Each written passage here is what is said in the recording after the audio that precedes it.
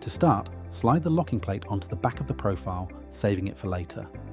Then slide the first end cap onto the end of the profile, securing it in place with the supplied screws. Slide the locking plate to the center of the profile before bending. Adjust the locking plate if necessary so that it is in the middle of the bend. Secure the locking plate in place with the supplied screws. This will ensure the profile holds its shape after bending it. Make a clean cut at the opposite side of the profile to remove the excess length caused by the bending. Slide the second end cap onto the profile and secure it in place with the screws.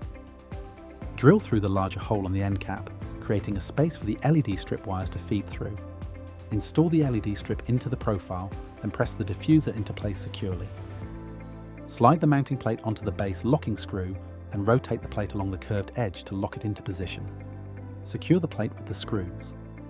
These can be easily repositioned if necessary. Slide the spring mounting clip onto the locking screw, making sure the latches go on either side of the profile.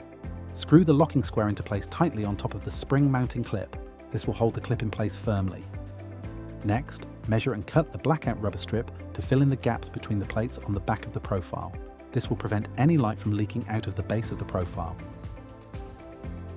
Carefully lift the latches on your mounting clip and insert the profile into the rotated out area of your installation.